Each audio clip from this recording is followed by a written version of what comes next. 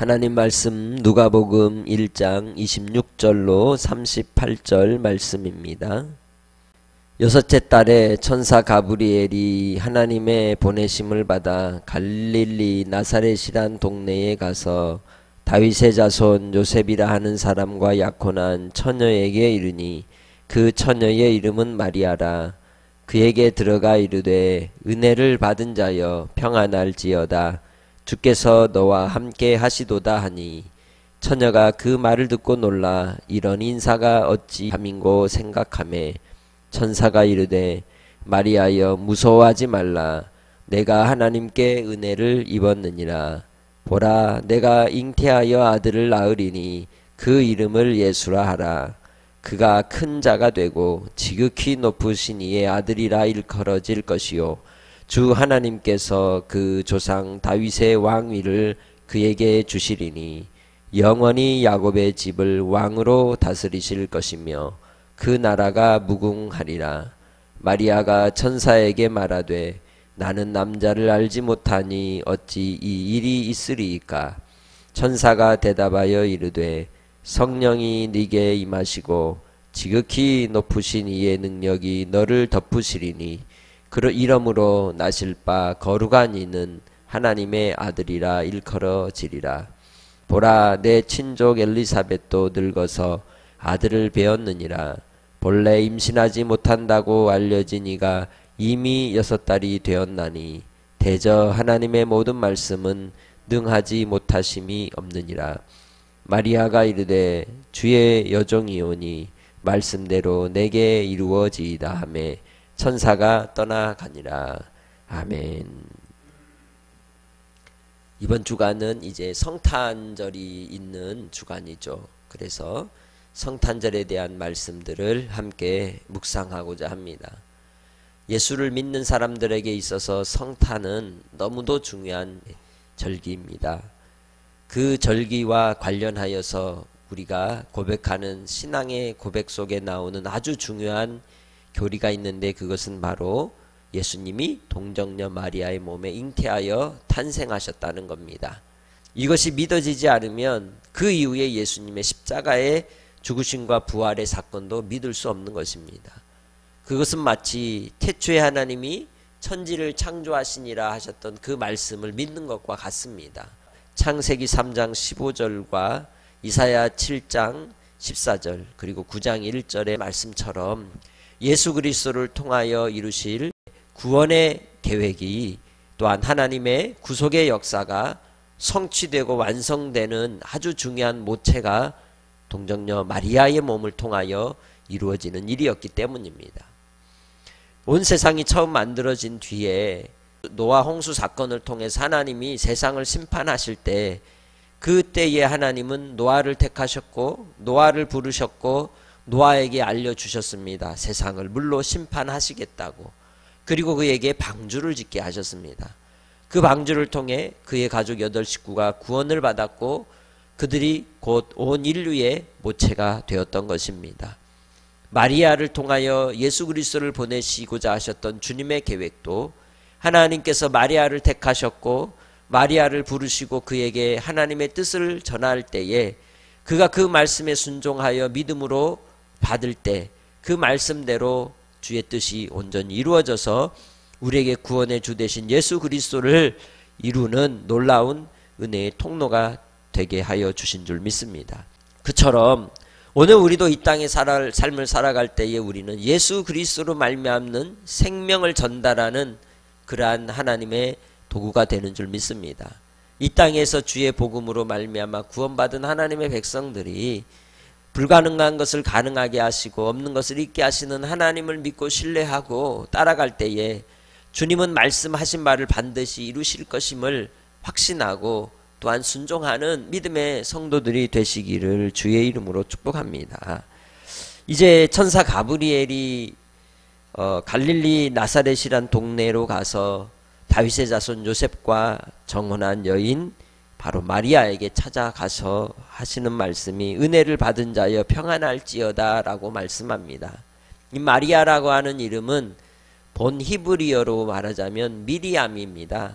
미리암의 뜻은 높임을 받은 자라는 의미를 가지고 있습니다.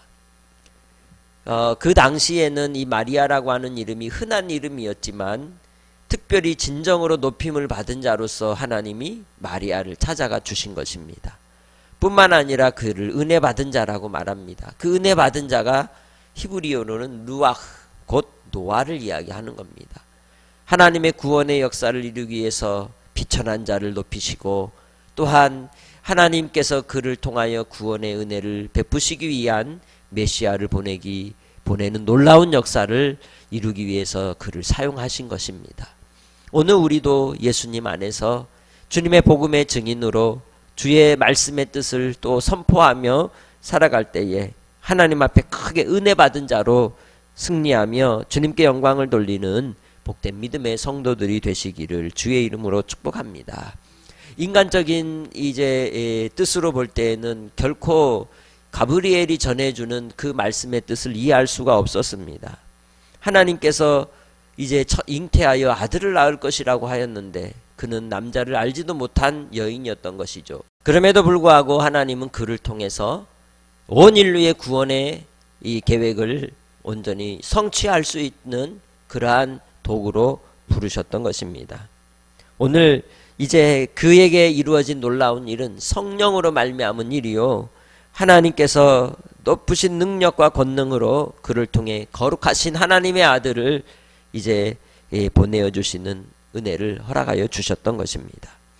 주님 안에서 우리는 이 땅에 살아갈 때 이해할 수 없는 고난이 오기도 하고 또 알 수 없는 그러한 상황 속에서 우리가 시련의 때를 지날 수도 있고 또한 이 어려움의 시기를 지날 수도 있습니다. 그때 우리가 깨달아 알고 또한 주님의 말씀을 통하여 붙들어야 될 것이 무엇일까요? 그것은 주님의 말씀대로 이루어진다는 것입니다. 여러분의 인생의 삶 속에서 하나님이 부르실 때에 하나님의 뜻이 이루어질 것을 믿고 주님을 바라고 의지하며 주의 말씀을 붙드는 믿음의 성도들이 되시기를 주의 이름으로 축복합니다. 37절에 말씀합니다. 대저 하나님의 모든 말씀은 능하지 못하심이 없느니라. 하나님의 말씀은 반드시 그 뜻대로 이루어지는 것입니다. 주께서 예수 그리스도를 통하여 이제 다윗의 장막을 다시 회복하시고 그 왕위를 있게 하사 야곱의 집을 다스리고 통치하시는 하나님의 언약을 온전히 이루시기 위한 그러한 뜻을 나타내 주신 것입니다. 여러분의 삶이 주님 안에서 믿음으로 항상 붙들림 바 되어 살아가는 성도들이 되시기를 주의 이름으로 축복합니다. 그때에 이 여인에게 마리아에게 하셨던 말씀, 주께서 너와 함께 하시도다. 항상 주님은 우리와 함께 하실 줄 믿습니다. 믿는 자에게 함께 하사 주님의 뜻을 온전히 이루시는 복의 사람으로 불러주실 줄 믿습니다. 그 뜻은 어떻게 이루어지느냐? 마지막 마리아의 고백과 같이 하나님의 말씀대로 내게 이루어지이다. 할렐루야. 그건 순종의 믿음인 것입니다. 오늘 우리도 주님 안에서 믿는다 할 때에 그 믿음은 반드시 순종을 통하여 드러나야 할 줄 믿습니다. 들은 바의 말씀대로 순종하는 것입니다. 내 감정을 따라, 내 생각을 따라, 내 의지를 따라서 판단하는 것이 아니라 아버지의 선하심을 따라 주님의 뜻이면 따르는 것이고 그 뜻대로 나를 드리는 것입니다. 드림이 없이 따름이 없이 이 마리아에게 이 이후에 닥칠 엄청난 결과들을 그는 감내하겠다는 고백이기도 한 것이죠. 우리가 믿음으로 주님을 따라 신앙생활을 한다는 것은 곧 함께 주님의 고난을 당하겠다는 결단이기도 한 것입니다. 그렇기에 주님 안에서 우리가 이 땅에 이 어려움의 시기를 지나는 가운데 끝까지 믿음을 지키며 고난 가운데서도 주님을 바라보는 믿음의 성도들이 되시기를 주의 이름으로 축복합니다. 그럴 때에 하나님의 복이 여러분의 복이 되고 예수 그리스도를 통하여 주신 그 구원의 은혜가 여러분 가운데 충만할 줄 믿습니다.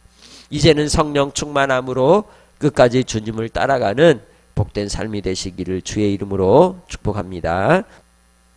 하나님 아버지 감사합니다. 오늘도 은혜를 더하여 주시고 말씀 가운데 우리에게 길을 열어 주시니 감사합니다. 주님의 말씀이 이 땅에 그대로 이루어질 것을 믿습니다. 순간순간 우리의 삶의 어려움 속에서도 환난 속에서도 우리 주님을 믿고 의지하며 나아갈 때 길을 열어주시고 인도하여 주시고 우리의 삶을 통하여 복되게 하여 주옵소서.